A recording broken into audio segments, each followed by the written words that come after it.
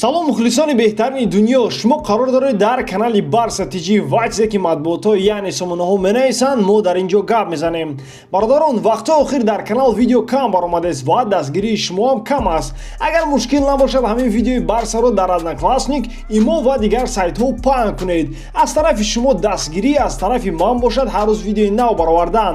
Ва бале ногуфта намонад, агар дар канал обуна набошӣ бародар, то ҳатман ин хатогиро ислоҳ кун, зеро шумо дар ин ҷо аввалин шуда аз хабарҳои дастаи дӯстдоштаатон бохабар хоҳед шуд.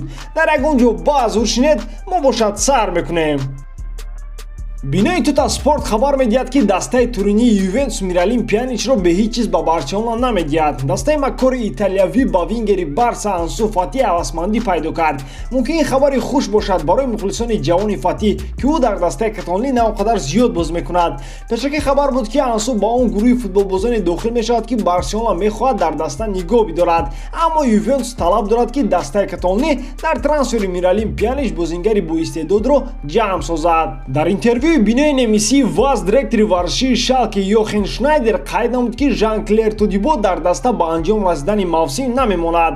Опсияи хариди Тодибо то 31 май амал мекард ва мо онро истифода набурдем, кӯтоҳона гуфт Шнайдер. Хотиррасон мекунем ки Тодибо ҳамчун иҷора дар трансфери зимистона ба Шалке рафт. Дастаи Месси имкон дошт ки бозингари фаронсавиро бо нархи 25 миллион евро бихарад. Кае ки бозори трансферӣ кушода шавад, Тодибо ба Барселона бармегардад. дӯстон, чӣ хеле ки медонед, сарпарасти видеои мо ширкати 1xbet мебошад. онҳо на танҳо моро дастгирӣ мекунанд, балки дастаи Барселонаро. барои дастгирии канал ва тез баромадани видео ба ссилка комментария буда даромада бо промокоди Барса тиҷи соҳиби 6500 рубл шавед. дастгирии шумо пешравии мо. тибқи маълумоти радиои Кис ва ҳамчунин Калчо Меркадо, Реал ва Барселона барои хариди шартномаи Фабиан Руиз аз Наполи як қадам ба пеш заданд. дар ин маврид неаполитянҳо тасмим гирифтанд ки боз як раунди дигар бо агенти ползашинӣ гуфтугузор гузаронанд, барои он ки онҳо мехоҳанд аз фурӯши Фабиан пули калон ба даст биёранд.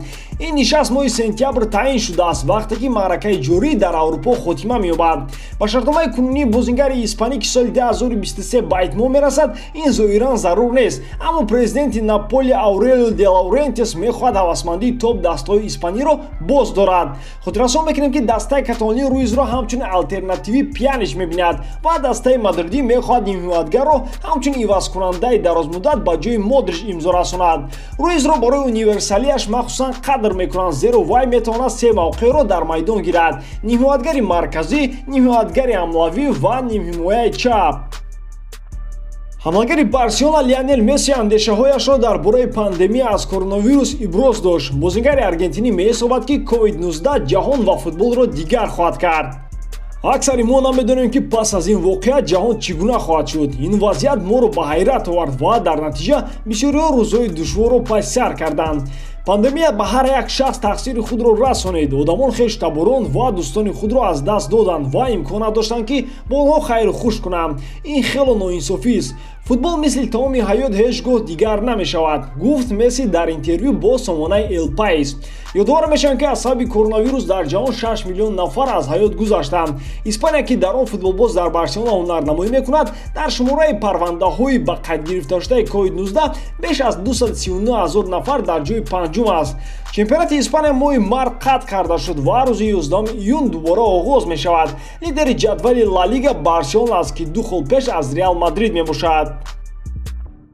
сайти машҳури Барса Блаугранс менависад ки Неймар барои Бозгашт ба Барселона як қадам ба пеш зад. чӣ хеле ки хабар дода мешавад, Неймар намехоҳад маоши худро пас кунад. чӣ хеле ки медонед, аз сабаби пандемияи коронавирус дастаҳо мушкилии молиявӣ доранд ва аз футболбозон хоҳиш доранд ки музди кори худро кам кунанд.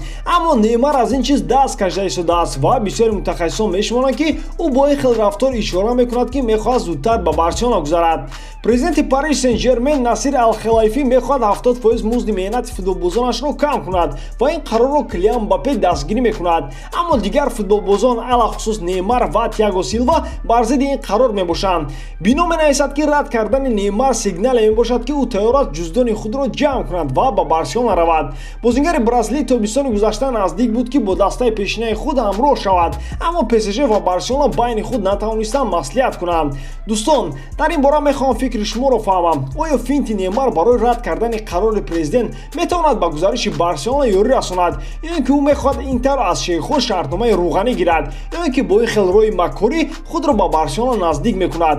Дар маҷмӯъ оё Неймар чӣ мехоҳад? Ҳатман фикри худро дар комментария нависед.